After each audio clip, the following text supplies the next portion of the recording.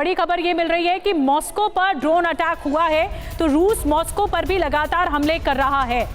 रूस यूक्रेन पर लगातार हमले कर रहा है। 24 घंटे में कीव पर तीसरा बड़ा एरियल अटैक हुआ है जो कि रूस ने किया। कीव पर बड़े हमले कर रहा है। कीव राजधानी है यूक्रेन की।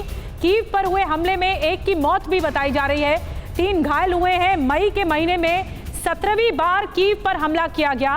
कीव का दावा है, कीव ने, यूक्रेन ने दावा किया है कि रूस के 31 में से 29 ड्रोन तबाह किए हैं। सहाय सर, मैं आपके पास आ रही हूं। ये message loud and clear Ukraine दे चुका है कि हम रुकेंगे नहीं, और आज के हमले के बाद तो ये इस बात की पुष्टि भी हो जाती है, तस्दीक भी हो जाती है। लेकिन अब आगे आप क्या समझ रहे हैं? क्या ये अटैक रूस के, क्योंकि काउंटर ऑफेंसिव चल रहा था अब तक यूक्रेन की तरफ से, अब इस काउंटर ऑफेंसिव का जवाब भी मिसाइलों से दिया जा रहा है। अब यूक्रेन एक कदम और आगे बढ़ गया है, इसका पलटवार क्या होगा और ज्यादा घातक होगा? जी, यही मैं बताना चाह रहा हूं कि ये युद्ध जो है धीरे धीरे एस्केलेट हो रहा है। इस तरह से अगर आप दूसरे के नागरिक क्षेत्रों में जाकर के रैंडम अटैक करेंगे तो दोनों देश इस युद्ध को दूसरे लेवल पर ले जाने की कोशिश करेंगे, क्योंकि ये कभी भी स्वीकार्य नहीं होगा, रूस के लिए भी और यूक्रेन के लिए भी। इसलिए ये एक खतरनाक मोड़ है कि अगर आप इस तरह से ज्यादा संख्याओं में ड्रोन का इस्तेमाल करेंगे नागरिकों के टारगेट्स पे या पुतिन या लीडरशिप के टारगेट पे, तो इससे जो है वो बहुत बुरी तरह एस्केलेट होने का चांस है इस युद्ध का। और ये एक खतरे की घंटी है, मैं इसे खतरे की घंटी मानता हूं, क्योंकि देखिए ड्रोन्स के जो अटैक होते हैं, ड्रोन्स के अटैक को आप 100% रोक नहीं पाएंगे।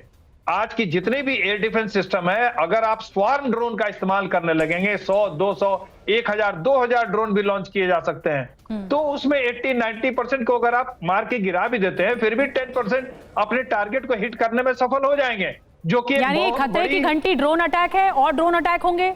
ये खतरे की घंटी ड्रोन अटैक है।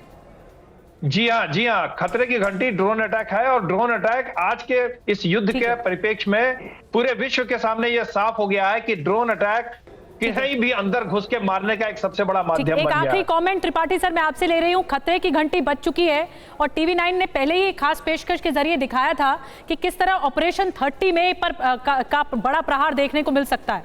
तो अब आगे क्या देखते हैं आप? बिल्कुल निधि, ये मुझे याद है, ये बात हुई थी पहले, ये हो सकता है ऑपरेशन 30 में। पर 2 चीजें हैं इसमें बहुत इंपॉर्टेंट, कि ये सीधा मॉस्को पर अटैक हो रहा है। बीच में जितना भी कोई मिलिट्री इंफ्रास्ट्रक्चर है, मिलिट्री इंस्टॉलेशन है रूस के, उसके ऊपर अटैक नहीं किया यूक्रेन ने, सीधा अटैक किया है मॉस्को के ऊपर। वहां पर जहां पर it hurts Russia the most, सबसे ज्यादा वहां पर उसको तकलीफ होगी, क्योंकि लोग जो है पुतिन के अगेंस्ट हो जाएंगे। ये सीधा हमारे राजधानी पर आकर के हमला हो रहा है। कहीं बीच में आप देखिए, इन्होंने ना तो उनके मिलिट्री हेडक्वार्टर्स पर किया, ना कोई इंफ्रास्ट्रक्चर पर, ना इनके लॉजिस्टिक्स पर, सीधा मॉस्को पर। इनको पता है कि वहां पर जो है सबसे ज्यादा न्यूज आएगी और ये जो है लोग पुतिन के अगेंस्ट हो जाएंगे। जी, तो बड़ी बात आपने कही, और पुतिन के अगेंस्ट हो जाएंगे। ये एक तरह से मनोबल तोड़ने की भी कोशिश है, रूस का मनोबल गिराने की भी कोशिश है। लेकिन साफ और सीधा संकेत है, यूक्रेन की जो जमीनी लड़ाई है वो अब टॉप लीडरशिप तक पहुंच चुकी है और बदले की कार्रवाई शुरू हो चुकी है।